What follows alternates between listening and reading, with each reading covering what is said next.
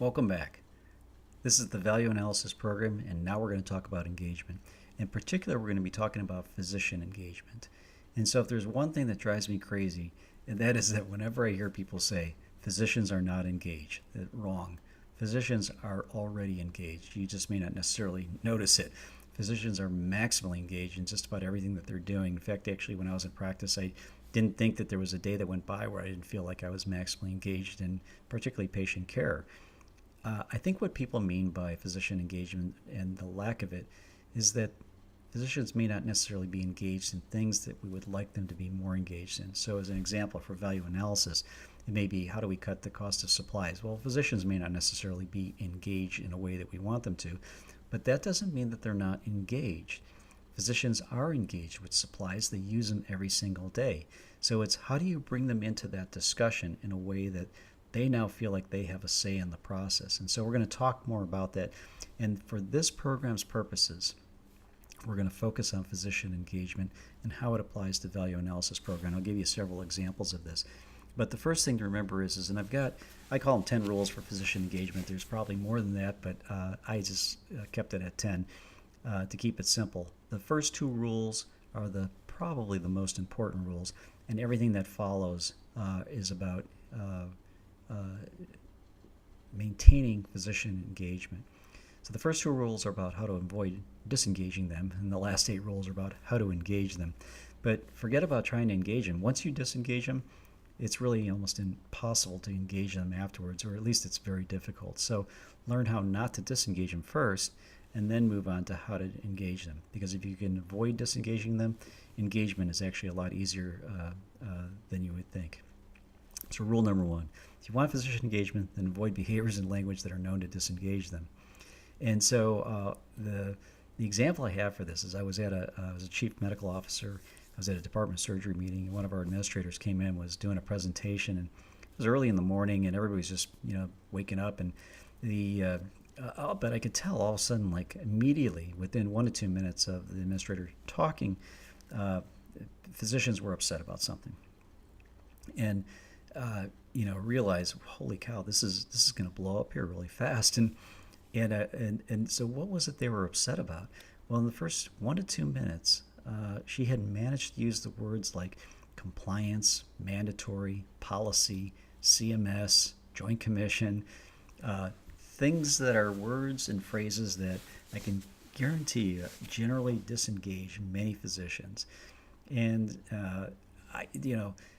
we could talk about exactly why that does that, but a lot of it has to do with physicians' sense of independence and autonomy. And so these are words that tend to restrict their sense of independence and autonomy.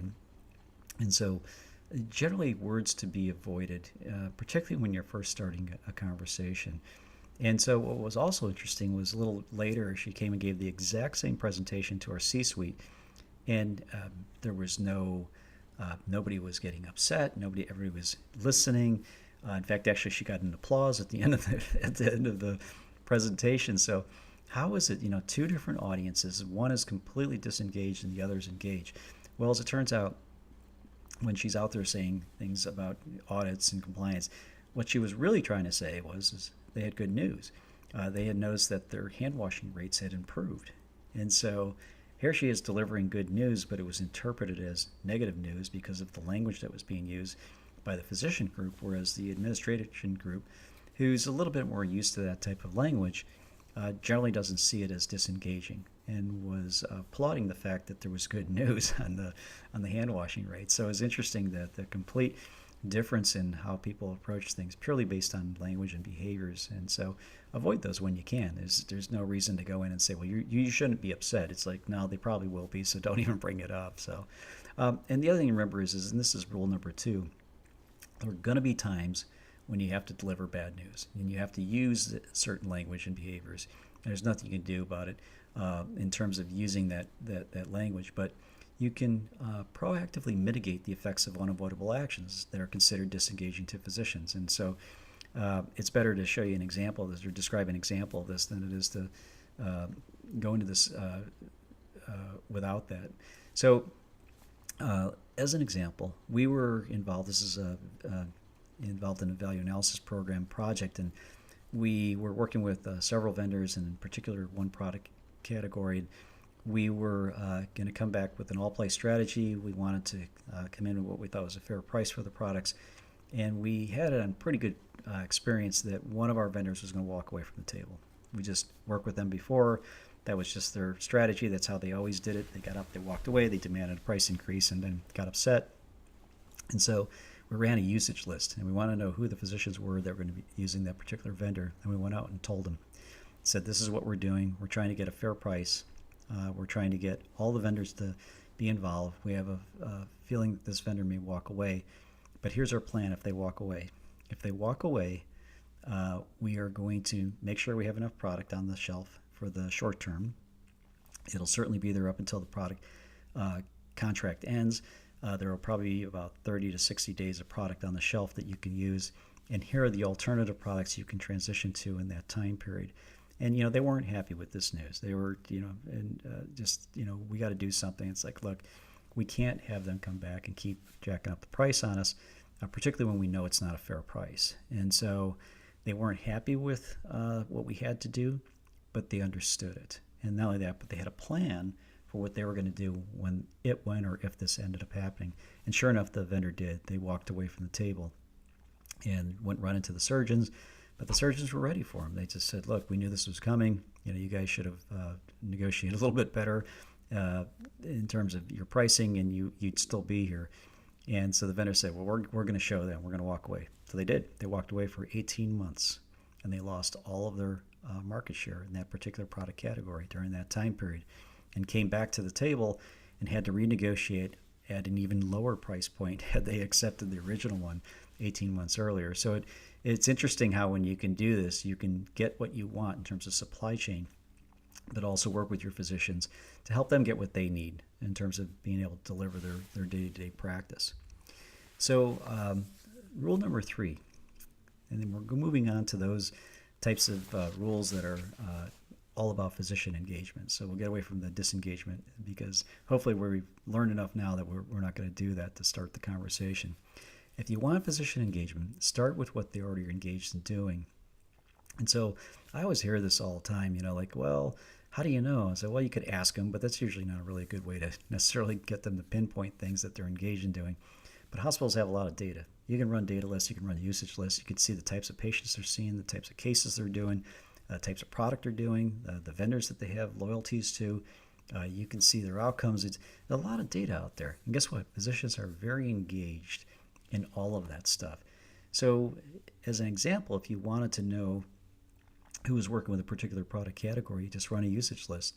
I can guarantee you, every one of those physicians who's using that product, they're very engaged in those products, whether you realize it or not. In fact, having conversations around those products is going to be very, very important to them. So they're engaged. They're already there. So work with them on that. Next one, if you want physician engagement, then help them solve a problem they're already attempting to solve. And we saw this with enhanced recovery. Although we didn't call it enhanced recovery at the time, we were trying to reduce our complication rates in bowel surgery, and we ran a usage list and wanted to know who was doing these cases and who was getting the best outcomes. And we found a relatively small group of physicians were getting just superb, outstanding outcomes. In fact, one of them was getting consistently great outcomes over the years. And so we wanted to know what that physician was doing. Turns out he had already implemented an enhanced recovery program with his patients.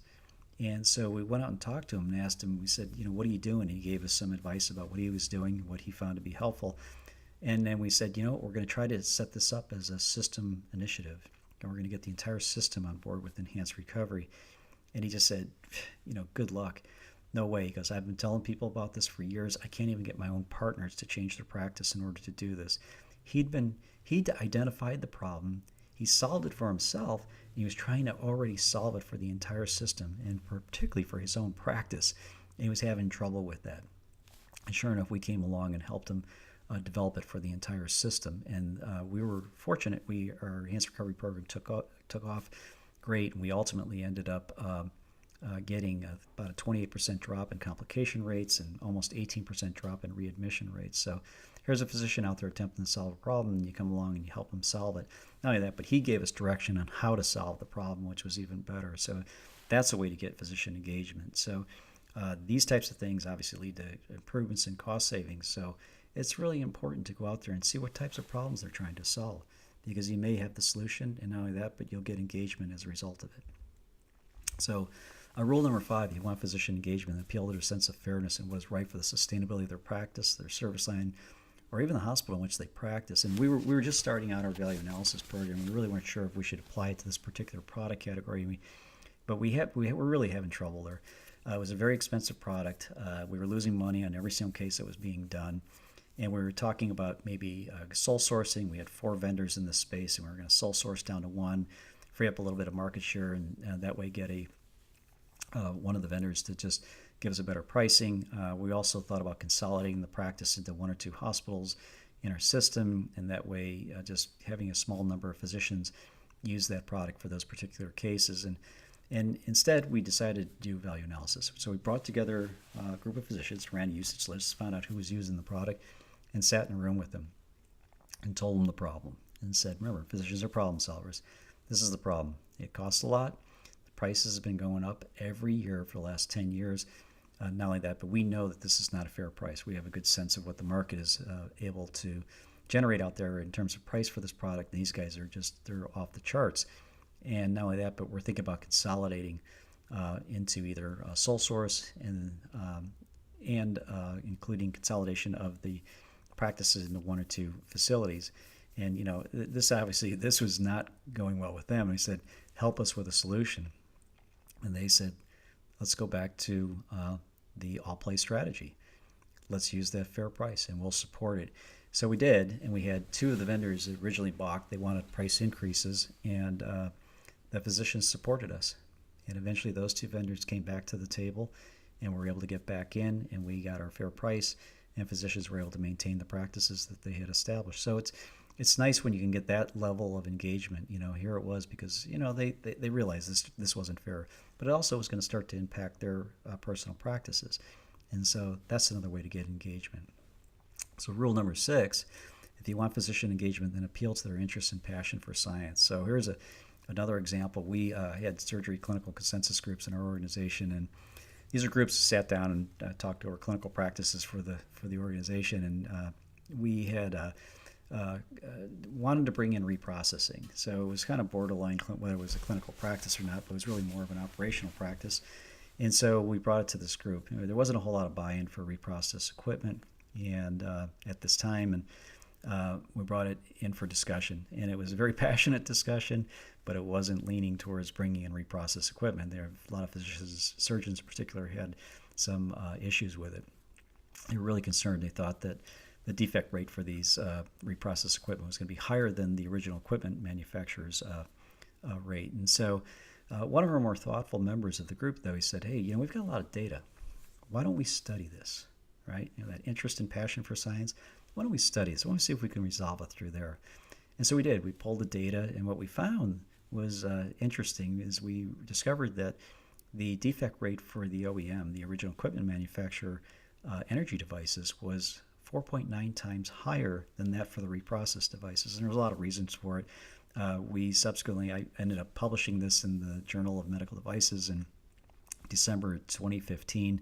I've also put together another supporting online program if you want. It's for free. It's the same place where you got this one. But the idea is if you want to know more information about that particular study, it's a good source for it. But what was great was we were able to bring that back to the group, and now all of a sudden everybody said, wow, okay, we studied it. It's our data. We asked for this information, and guess what? Physician engagement. We saw our use of reprocessing increase significantly during the following years after that. So it's nice to be able to do that in a way that appeals to physicians, but also gets their buy-in and engagement.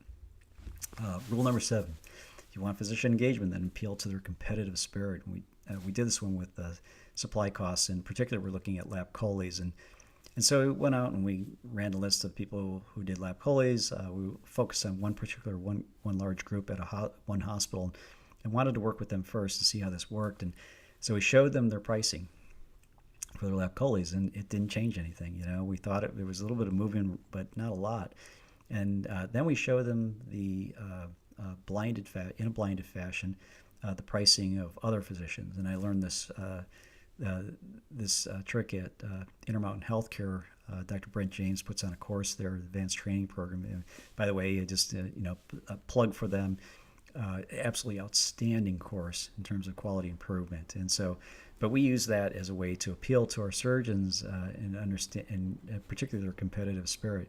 And sure enough, everybody starts talking about, you're the highest cost and I'm the lowest cost. And it was really a fascinating discussion. And all of a sudden, they were much, much more engaged in that process. In fact, actually, it led to rule number 8.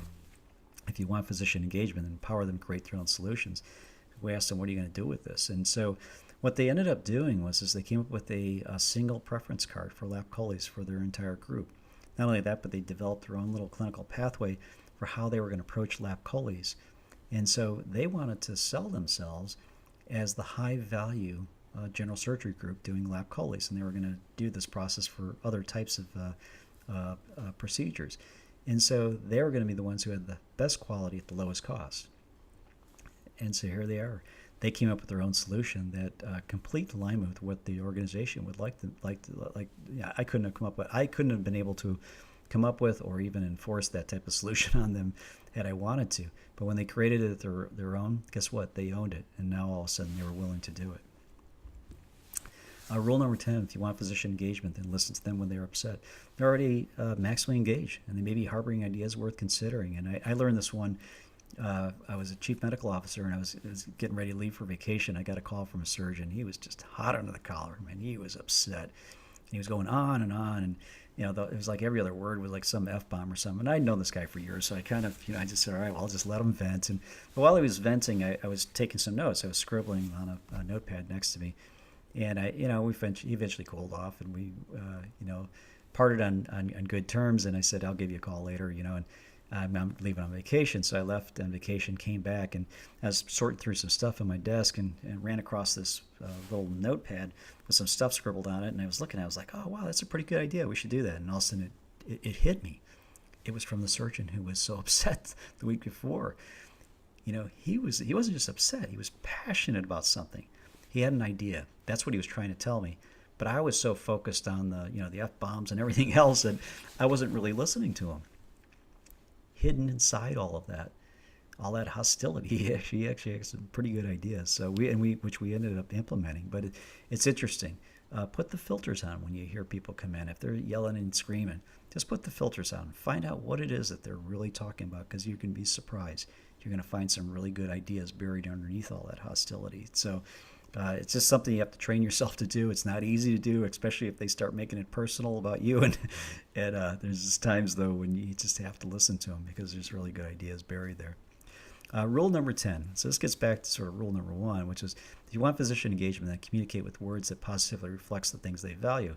So remember that I started out with rule number 1 about the administrator who came in and was talking about, policies and mandatory and audits and all that stuff. What if she had walked in and started the conversation by saying, I have some good news for you. I know you're all concerned about hospital-acquired infections. Well, what we're seeing is we are starting to see some trends that tell us that our hospital-acquired infections are going to be impacted. Why we know this? Because our hand washing rates are improving, and that's great news for all of us. So, here it is. It's the exact same message, fundamentally, just delivered differently. The first one's very disengaging. The second one, now you're talking about things that physicians value, like patient health and outcomes, and making sure that they get the best possible care, and that hand washing is important.